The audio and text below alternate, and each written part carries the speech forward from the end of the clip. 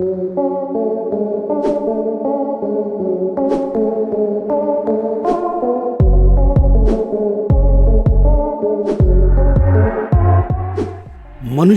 ಈ ಭೂಮಿಯ ಮೇಲೆ ಹಲವಾರು ಆವಿಷ್ಕಾರಗಳನ್ನು ಮಾಡುತ್ತಾನೆ ಬಂದಿದ್ದಾನೆ.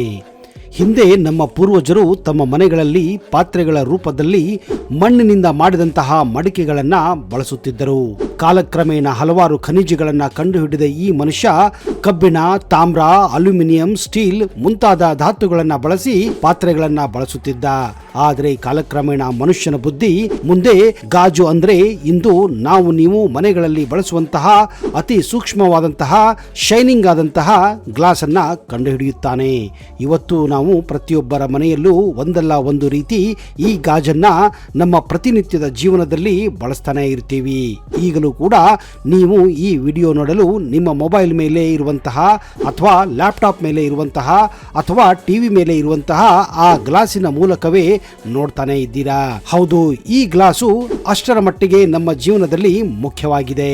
ಆದ್ರೆ ನೀವು ಬಳಸುವಂತಹ ಈ ಗ್ಲಾಸು ಹೇಗೆ ತಯಾರಾಗುತ್ತದೆ ಅನ್ನುವ ವಿಷಯ ನಮ್ಮಲ್ಲಿ ಎಷ್ಟೋ ಜನಕ್ಕೆ ಗೊತ್ತೇ ಇಲ್ಲ.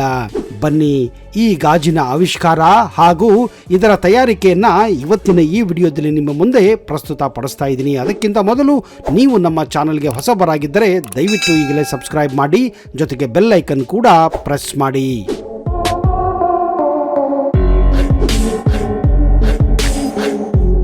ಈ ಗಾಜು ಅಥವಾ ಗ್ಲಾಸು ಮುಖ್ಯವಾಗಿ ನಮಗೆ ಬಳಕೆಗೆ ಬಂದಿದ್ದು ನಮ್ಮನ್ನು ನಾವು ನೋಡಲು.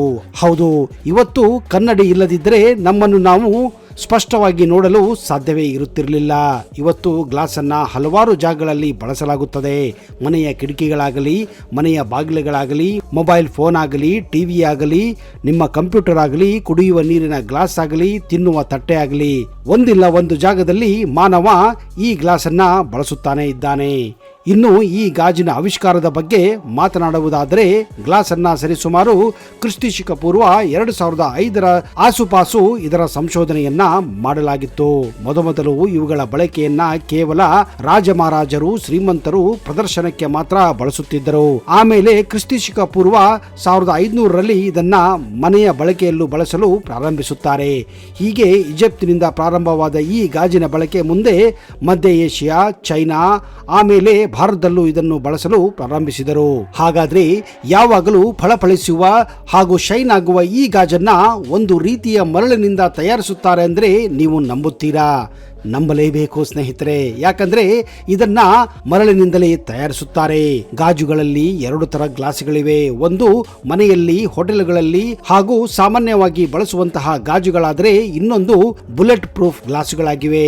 ಇವುಗಳನ್ನು ಶ್ರೀಮಂತರು ತಮ್ಮ ಕಾರುಗಳಲ್ಲಿ, ತಮ್ಮ ಮನೆಗಳಿಗೆ ಶತ್ರುಗಳಿಂದ ತಪ್ಪಿಸಿಕೊಳ್ಳಲು ಇವುಗಳನ್ನ ಅಳವಡಿಸುತ್ತಾರೆ.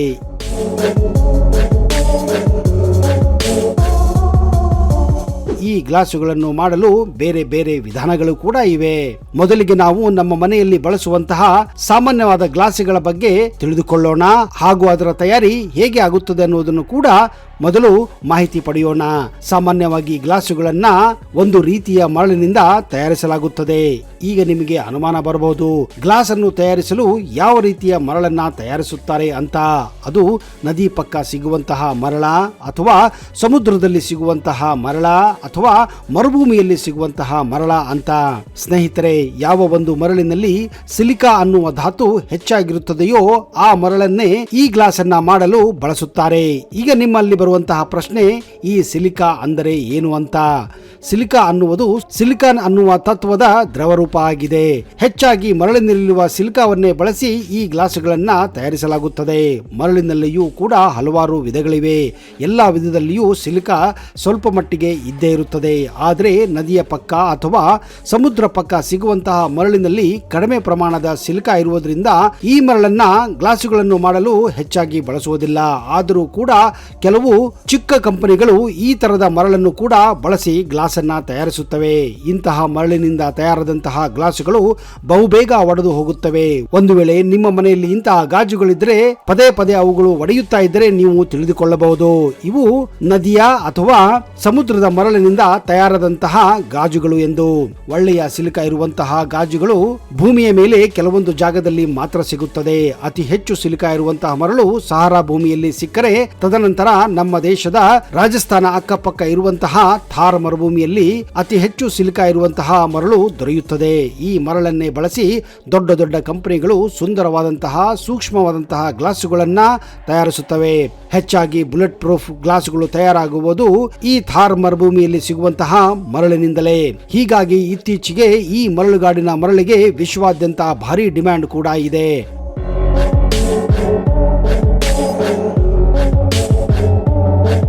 ಬನ್ನಿ ಹಾಗಾದರೆ ಈ ಕಾರ್ಖಾನೆಗಳಲ್ಲಿ ಯಾವ ರೀತಿ ಈ ಗಾಜುಗಳನ್ನು ತಯಾರಿಸುತ್ತಾರೆ ಅನ್ನುವ ಮಾಹಿತಿ ಸಂಪೂರ್ಣವಾಗಿ ಸ್ಟೆಪ್ ಬೈ ಸ್ಟೆಪ್ ಪಡೆಯೋಣ.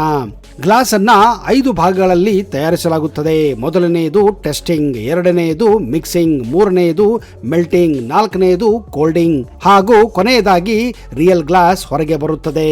ಮೊದಲನೆಯದು ಟೆಸ್ಟಿಂಗ್. ಟ್ರಕ್ಗಳ ಮೂಲಕ, ಕಂಟೈನರ್ಗಳ ಮೂಲಕ ಮರಳನ್ನ ಮೊದಲು ಕಾರ್ಖಾನೆಯಲ್ಲಿ ದೊಡ್ಡ ಪ್ರಮಾಣದಲ್ಲಿ ಇವುಗಳ ಪರೀಕ್ಷೆಯನ್ನ ಮಾಡಲಾಗುತ್ತದೆ. ಯಾಕಂದ್ರೆ ಯಾವುದೇ ತರಹದ ವಸ್ತುಗಳನ್ನು ತಯಾರಿಸಲು ಅದರ ಕಚ್ಚಾ ವಸ್ತುವನ್ನ ಚೆನ್ನಾಗಿ ಪರೀಕ್ಷಿಸಬೇಕಾಗುತ್ತದೆ ಹಾಗೂ ಅದು ಮುಖ್ಯವಾಗಿರುತ್ತದೆ.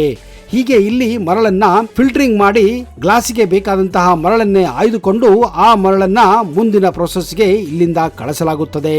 ಇದನ್ನ ಇಲ್ಲಿ ಟೆಸ್ಟಿಂಗ್ ಎಂದು ಕರೆಯುತ್ತಾರೆ.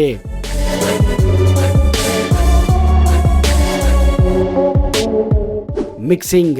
ಹೀಗೆ 90% ಸಿಲಿಕಾ ಇರುವಂತಹ ಮರಳನ್ನೇ ಫಿಲ್ಟರ್ ಮಾಡಿ ಪರೀಕ್ಷಿಸಿ ಅಂತಹ ಮರಳಿನಲ್ಲಿ 15% ಸೋಡಾ ಮತ್ತು 10% ಸುಣ್ಣ ಅಂದ್ರೆ ಲೈಮ್ ಅನ್ನು ಕೂಡ ಬೆರೆಸಲಾಗುತ್ತದೆ. ಈ 2 ಪದಾರ್ಥಗಳನ್ನು ಮಿಶ್ರಣ ಮಾಡಲು ಮುಖ್ಯ ಕಾರಣ ಇದು ಮರಳಿನಲ್ಲಿ ಇರುವಂತಹ ಅಶುದ್ಧತೆಯನ್ನ ಸೂಸುತ್ತದೆ ಮತ್ತು ಅದರಲ್ಲಿ ಇರುವ ಅಶುದ್ಧ ಗುಣಗಳನ್ನ ಅದು ಬೇರ್ಪಡಿಸುತ್ತದೆ. ಇದು ನೈಜವಾದ ಗ್ಲಾಸ್ ಅನ್ನ ತಯಾರು ಮಾಡಲು ತುಂಬಾನೇ ಅನುಕೂಲವಾಗುತ್ತದೆ. ಈ ಒಂದು ಸಂದರ್ಭದಲ್ಲೇ ಈ ಮಿಶ್ರಣಕ್ಕೆ ಹಳೆಯ ಉಳಿದ ಬಳಿದ ಗಾಜಿನ ತುಂಡುಗಳನ್ನ ಕೂಡ ಇದಕ್ಕೆ ಸೇರಿಸಲಾಗುತ್ತದೆ. ಹೀಗೆ ಮಾಡುವುದರಿಂದ ಗಾಜುಗಳಿಗೆ ಹೆಚ್ಚಿನ ಮಟ್ಟದ ಹೊಳಪು, ಶೈನಿಂಗ್ ಕೂಡ ಸಿಗುತ್ತದೆ ಹಾಗೂ ಗಟ್ಟಿ ಕೂಡ ಆಗಿರುತ್ತವೆ. ಇಂತಹ ಮಿಶ್ರಣವನ್ನೇ ಮುಂದಿನ ಪ್ರಾಸೆಸ್ಗೆ ಕಳಿಸಲಾಗುತ್ತದೆ.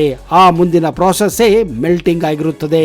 ಹೀಗೆ ಮಿಶ್ರಣವನ್ನ ಸರಿಯಾಗಿ 1000 ಡಿಗ್ರಿ ಸೆಲ್ಸಿಯಸ್ ಗ್ರೇಡ್ ನಲ್ಲಿ ಇದನ್ನ ಮೆಲ್ಟ್ ಮಾಡುತ್ತಾರೆ. ಅಂದ್ರೆ ಮಿಶ್ರಣವನ್ನ ಸರಿಯಾದ ಹಂತಕ್ಕೆ ಹದ ಮಾಡಲು ಇದನ್ನು ಇಲ್ಲಿ ಚೆನ್ನಾಗಿ ಕರಗಿಸಲಾಗುತ್ತದೆ. ಹೀಗೆ ಹದಕ್ಕೆ ಬಂದಂತಹ ಮಿಶ್ರಣವನ್ನ ಬೇಕಾದ ಆಕಾರಗಳಿಗೆ ಮೌಲ್ಡ್ ಅಂದ್ರೆ ಅಚ್ಚಿಗೆ ಹಾಕಿ ದ್ರವವನ್ನ ಸುರಿಯಲಾಗುತ್ತದೆ. ಫ್ಯಾಕ್ಟರಿಯಲ್ಲಿ ತಯಾರಾಗುವಂತಹ ಶೇಪ್ಗಳನ್ನ ಅನುಸಾರವಾಗಿ ಅಲ್ಲಿರುವ ಮೌಲ್ಡ್ಗಳಿಗೆ ದ್ರವವನ್ನ ಬಿಡಲಾಗುತ್ತದೆ. ಹೀಗೆ ಕುಡಿಯುವ ಗ್ಲಾಸು, ಬಾಟಲ್ಲು, ಕನ್ನಡಿ, ಪಾತ್ರೆಗಳು, ಪ್ಲೇಟ್ಗಳು, ಬೇರೆ ಬೇರೆ ಆಕಾರಗಳನ್ನ ಈ ಒಂದು ಪ್ರಾಸೆಸ್ ನಲ್ಲೇ ಮಾಡಲಾಗುತ್ತದೆ.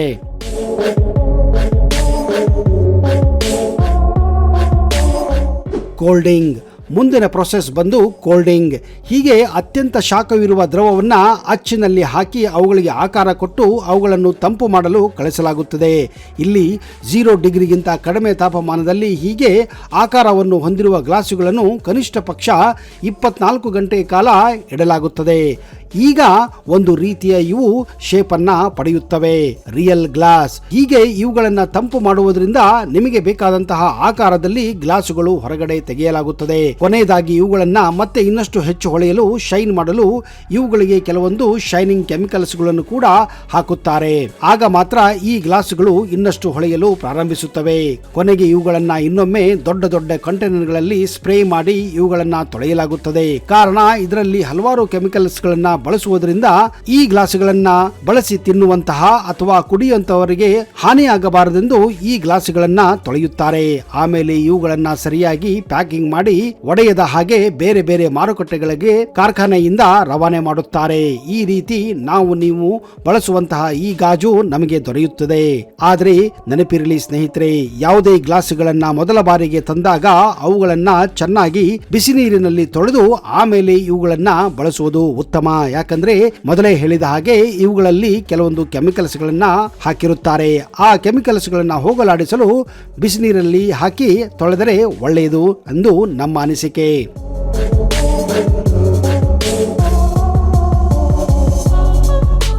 ಸ್ನೇಹಿತರೆ, ಮುಂದಿನ ಭಾಗದಲ್ಲಿ ನಿಮಗೆ ಬುಲೆಟ್ ಪ್ರೂಫ್ ಗ್ಲಾಸ್ಗಳನ್ನ ಹೇಗೆ ತಯಾರಿಸುತ್ತಾರೆ ಅನ್ನುವ ಸಂಪೂರ್ಣವಾದ ಮಾಹಿತಿಯನ್ನ ಕೊಡಲಿದ್ದೇನೆ. ಆ ವಿಡಿಯೋಗಾಗಿ ನಿರೀಕ್ಷಿಸಿ ಹಾಗೂ ವೀಕ್ಷಿಸಿ. ಅಲ್ಲಿಯವರೆಗೆ ಜೈ ಹಿಂದ್, ಜೈ ಕರ್ನಾಟಕ.